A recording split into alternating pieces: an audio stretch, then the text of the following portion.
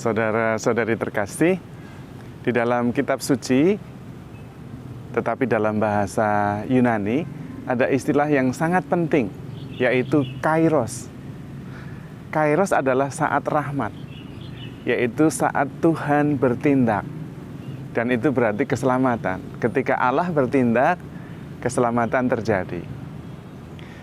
Ada banyak contoh dalam kisah di Injil, namun saya akan menyampaikan 2 contoh saja. Yang pertama adalah ketika para murid berada di dalam perahu dan dihantam gelombang, angin kencang, dan mereka ketakutan. Pada saat itulah Tuhan datang dan bertindak. Itulah kairos. Kairos itu dengan saat krisis, saat kritis tidak beda jauh. Hanya kalau saat kritis itu fokusnya pada diri kita, sementara kairos fokusnya pada Tuhan. Pada saat kritis itulah Tuhan bertindak lalu menjadi kairos. Yang kedua adalah saat perkawinan di Kana. Lalu mereka kehabisan anggur, krisis. Tetapi kemudian Bunda Maria mengatakan kepada Yesus, mereka kehabisan anggur. Mau apa engkau? Waktuku belum tiba. Dan Bunda Maria tetap percaya bahwa Yesus pasti bertindak, kairos. Maka kairos terjadi.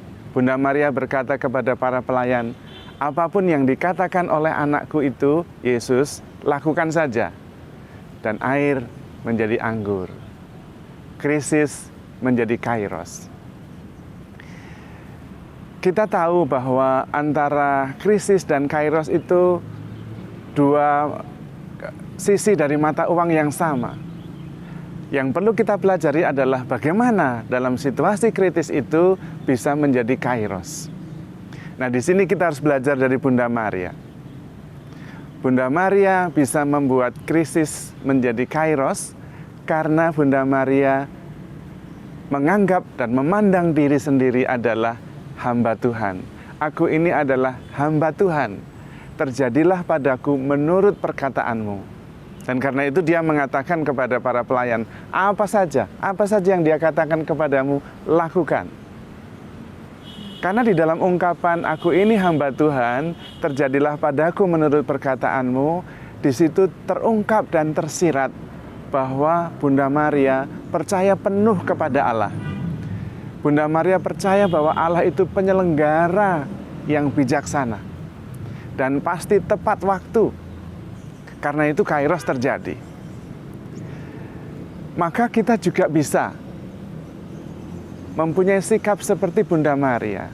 Aku ini hamba Tuhan, terjadilah padaku menurut perkataanmu.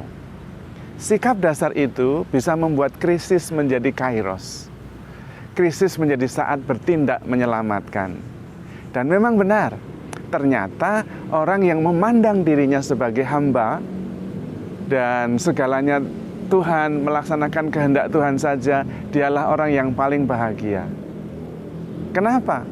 Karena tidak perlu khawatir. Mengapa harus khawatir? Karena aku ini hamba Tuhan, terjadilah padaku menurut perkataanmu. Yang terjadi adalah kehendak Tuhan, dan kehendak Tuhan selalu baik. Maka tidak perlu khawatir. Tentu kita bisa belajar sekarang ini justru. Saat ini bisa jadi menjadi saat krisis, saat pandemik, tapi bisa menjadi saat kairos. Kalau kita berfokus pada virus, penyakit, maka saat-saat ini menjadi saat pandemik.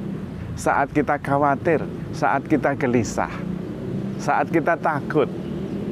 Tetapi kalau kita fokus kepada Tuhan, bahwa Tuhan adalah penyelenggara ilahi yang bijaksana, dan aku ini hamba Tuhan, terjadilah padaku menurut perkataanmu, kita akan tenang. Dan itu menjadi kairos. Kita tidak akan khawatir, karena semuanya ada di tangan Tuhan. Kalau Tuhan mau, kita selamat. Kalau Tuhan tidak mau, kita tidak akan selamat. Dan kita tidak perlu khawatir memang.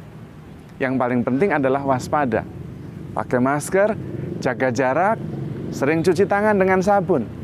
Hanya itu yang kita bisa. Selebihnya kita tidak tahu. Virus itu tidak kelihatan. Apakah kita akan kena atau tidak? OTG itu banyak. Kalau kita fokus di situ, kita khawatir terus. Dan untuk apa kita mengkhawatirkan yang kita tidak tahu? Sia-sia. Lebih baik menumbuhkan, mengokohkan iman kita. Aku ini hamba Tuhan. Terjadilah padaku menurut perkataanmu. Silahkan Tuhan, silahkan bertindak. Maka saat-saat ini menjadi kairos dan bukan pandemik. Yang paling penting sebagai murid Kristus dalam situasi apapun, kita tetap harus menghasilkan buah. Karena salah satu ciri sebagai murid Kristus adalah menghasilkan buah-buah kebaikan. Jangan hanya fokus pada pandemik, jangan fokus pada krisis, tetapi tetaplah menghasilkan buah-buah kebaikan. Dan karena itu, kairos terjadi. Tuhan akan bertindak. Yang kita tidak tahu, serahkan saja kepada Tuhan. Untuk apa mengkhawatirkan sesuatu yang kita tidak tahu? Lebih baik kita menjaga diri, memakai masker, menjaga jarak, sering mencuci tangan, dan tetap bekerja menghasilkan buah.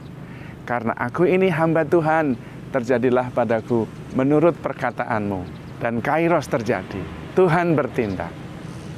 Jadi saudara-saudari terkasih, apakah saat-saat ini akan menjadi saat pandemik atau saat kairos, saat Tuhan bertindak? Tergantung kita. Kalau kita percaya penuh akan penyelenggaraan ilahi dan siap menerima apapun keputusan Tuhan karena aku ini adalah hamba Tuhan, maka saat-saat ini menjadi saat-saat kairos, saat yang menyelamatkan. Tetapi apabila kita hanya fokus pada pandemik, fokus pada virus yang banyak kita tidak tahunya, maka yang ada adalah kekhawatiran, ketakutan, kegelisahan yang tidak beralasan. Kita serahkan semuanya kepada Tuhan. Kita percayakan segalanya kepada Tuhan. Yang kita bisa buat, kita buat. Yang tidak bisa kita buat, yang kita tidak mampu mengatasinya, serahkan kepada Tuhan. Karena aku ini adalah hamba Tuhan. Terjadilah padaku menurut perkataanmu. Itulah saat kairos, saat Tuhan bertindak, saat Tuhan menyelamatkan kita.